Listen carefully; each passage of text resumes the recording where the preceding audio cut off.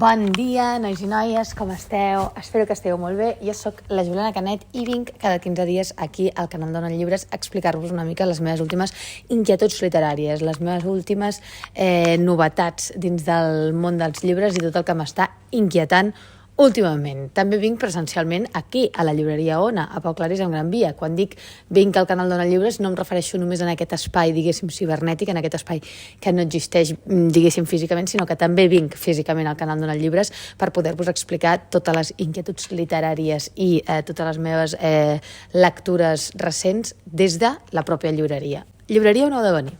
On heu de venir amb moltíssima urgència. Us estan esperant. Hi ha literalment gent a la porta dient on són? On són? Que vinguin immediatament perquè és molt necessari. Família, estic contenta, estan sent dies molt xulos, estan sent dies molt cansats també, perquè aquest trimestre estic tenint una feinada que jo no m'ho venia a venir. No m'ho venia a venir i se m'està enduent la vida per davant. Se m'està enduent la vida per davant. Estic llegint no massa cosa de fora, diguéssim, de la feina, que aquest és el problema, diguéssim, de quan tens una feina que t'agrada, no? De quan comences a barrejar el que t'agrada amb la qüestió laboral, que moltes vegades deixes de tenir temps per tu i deixa de ser el teu hobby almenys durant una temporada. És a dir, jo ara ja no puc llegir els llibres que a mi m'agradaria perquè obligatòriament he d'estar fent coses del programa de llibres que tinc ara a Trescat, que es diu Club Tàndem. Llavors, estic ocupada amb això, o sigui, m'he de llegir una altra vegada, he de rellegir tots els llibres de Club Tàndem, he de treballar-los moltíssim i aleshores no tinc temps, ni tampoc vull distreure el cap amb altres lectures, perquè és veritat que encara que de vegades poder tingui un forat, prefereixo no llegir altres coses perquè se'm barreja tot.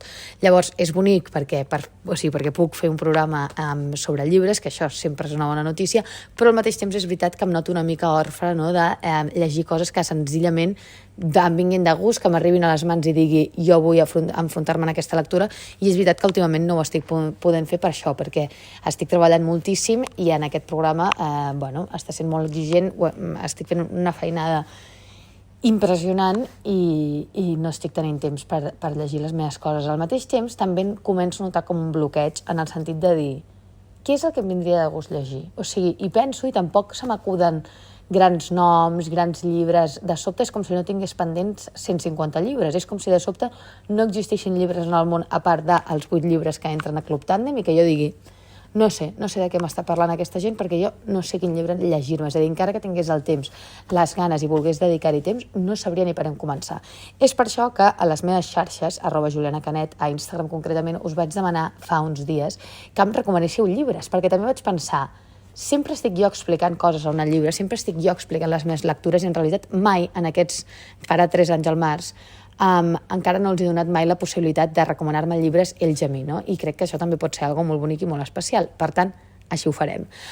Per altra banda, important també seguir Ona Llibres a les seves xarxes, a Instagram i a TikTok. Sobretot seguiu-los a TikTok, família, seguiu-los a TikTok perquè estan començant i perquè s'ho mereixen i són genials.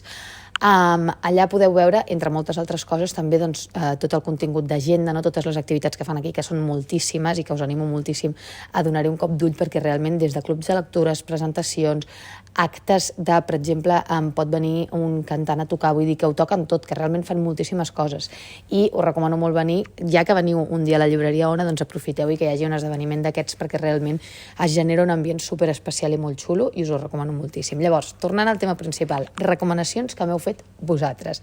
Avui llegirem alguna de les coses que m'heu estat recomanant. Per una banda, m'heu recomanat moltíssim Amor i no, de l'Alba Dalmau.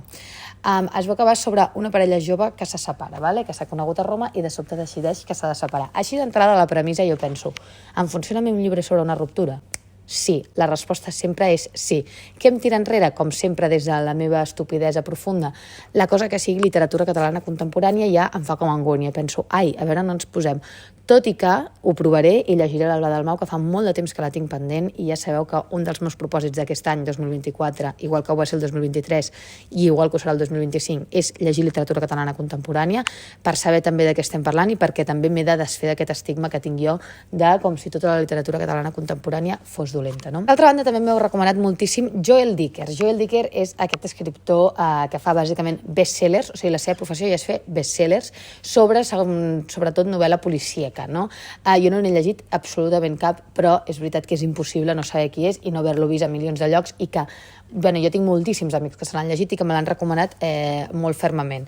És, per exemple, l'autor del cas de Harry Quebert o el llibre dels Baltimore, entre moltíssims d'altres, i és que és increïble com cada llibre que publica es fa literalment viral, o sigui, best-seller en el sentit de viral, no best-seller en el sentit de ha venut bastant, no, viral, en plan, tothom el llegeix, tothom en parla, el veus a les xarxes socials sense parar, persona que el llegeix, Aitana Ocaña, per exemple, sense anar més lluny. Jo no l'he llegit mai, tot i que estic segura que em funcionaria i m'enganxaria, perquè al final una obra feta perquè enganxi tothom també m'enganxa a mi. És veritat que jo no estic molt dins de la literatura policíaca en general, o sigui, alguna cosa de tant en tant em funciona, no?, de sobte, però és veritat que no és el meu tema. No m'acaba a mi de fascinar especialment. De fet, m'angoixa una mica i en tot cas prefereixo consumir-ho en format, diguéssim, audiovisual. O sigui, una sèrie de sobte, o més aviat una pel·lícula, que tampoc tingui molta continuïtat. Una pel·lícula un diumenge a la tarda, que de sobte és policíaca, val. Allò, una versió de Agatha Christie, t'ho compro. Però és veritat que de sobte llegir-me un llibre de 500 pàgines de novel·la policíaca se'm fa una mica de bola. Tot i així, és un nom que de veritat que tinc pendent perquè també tinc ganes d'entendre el fenomen, de dir, vale, perquè aquesta persona ven tant, quin és l'ingredient que fa que a tothom li funcioni i que tothom s'enganxi tant, no? Per tant, en algun moment ho llegirem. Després també m'heu recomanat Sergi Pàmies, especialment m'heu recomanat molt l'últim llibre, a les 2 seran les 3. Efectivament, Sergi Pàmies té coses excel·lents. Jo últimament ric molt amb ell a la secció que té el Matí de Catalunya Ràdio, o sigui, a mi m'agrada en tots els seus formats.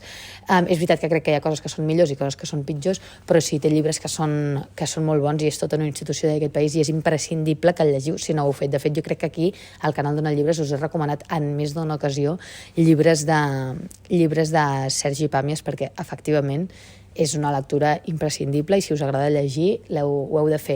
A part que moltes vegades els seus llibres són així superfinets, són de contes, o sigui, passen super bé, no són gens complicats i depèn de l'època que estigueu, que tingueu potser un bloqueig lector. Mira, per mi m'aniria perfecte, per exemple, perquè és una gran manera com de tornar-te a introduir en el món de la lectura. Una cosa senzilla, que de seguida te l'acabes, que passa superbé, superfàcil de digerir.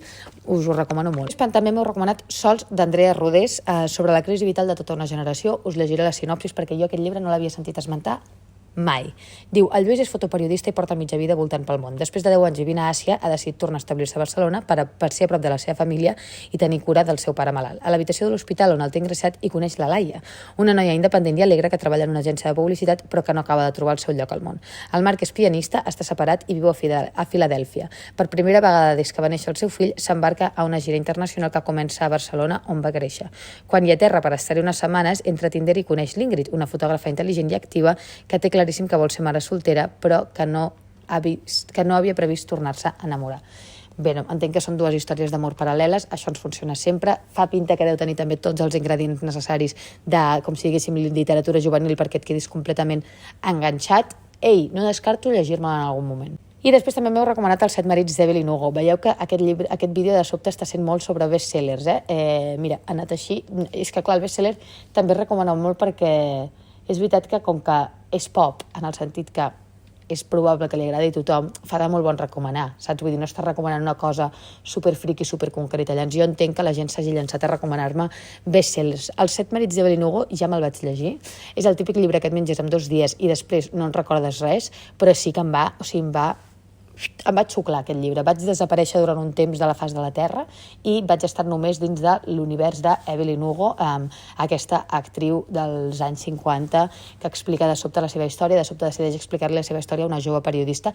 S'obsessiona molt amb que ha de ser aquella jove periodista la que explica la història, que això també és una de les coses que t'enganxa des del principi, que dius, per què Evelyn Hugo, aquesta espècie de Marilyn Monroe, ha estat tan obsessionada amb que ha de ser aquesta periodista concreta la que expliqui la seva història? Després tot pren sentit i bàsicament explica l'Evelyn Hugo per què ha tingut aquests 7 marits i com han estat aquestes històries d'amor amb 7 persones diferents.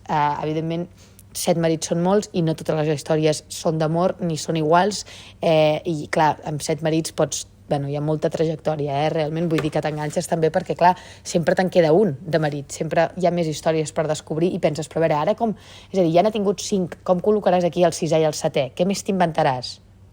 s'inventa més coses, realment ho aconsegueix, és increïble, i et quedes molt, molt, molt enganxat. Diuen que també és un dels llibres amb un dels girs més inesperats de la història. Jo, sincerament, més inesperats de la història tampoc m'atreviria a dir-ho, no em sembla a mi que siguin els girs més inesperats de la història, però és veritat que, bé, hi ha algun giro que et pot arribar a sorprendre. I després, també, per ja acabar aquest primer bloc de llibres que m'heu recomanat Pa de llimona amb llavors de rosella, de Cristina Campos, que tampoc no en tinc ni idea de quin llibre és, i llegirem la sinopsis. Diu: a Valldemossa, un petit poble de l'interior de Mallorca, l'Anna i la Marina, dues germanes separades en l'adolescència, es retroben per vendre un antic forn de pa que ha heretat d'una dona misteriosa la qual creuen no conèixer.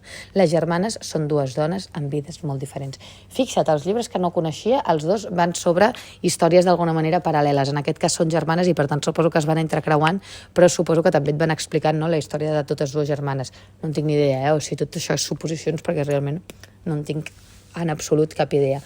Per la portada, jo sí que jutjo els llibres per la portada, i és un llibre que mai em compraria, crec, però estic també molt a favor, és a dir, estic molt a favor de jutjar un llibre per la portada, però també estic molt a favor a deixar-nos endur. A dir, poder aquest llibre no té la portada que a mi més m'agradaria o que no em crida especialment l'atenció, però potser puc llegir-lo i potser puc sorprendre'm i puc descobrir una cosa nova que no m'esperava. Per tant, de nou, me l'apunto, God knows, poder en algun moment ha de ser el llibre que em llegeixi per trencar un bloqueig lector. No ho sé. Fins aquí el vídeo d'avui al canal d'Ona Llibres. Ens veiem d'aquí 15 dies. Abans de marxar, recordar-vos que em seguiu a mi, @JulianaCanet, i que també seguiu a Ona Llibres a les xarxes socials, Ona Llibreria, perquè realment estem tot el dia dient coses, i us mereixeu ser allà. I nosaltres ens ho mereixem també. Abraçada forta, vingueu a la llibreria, si us plau. Ens veiem.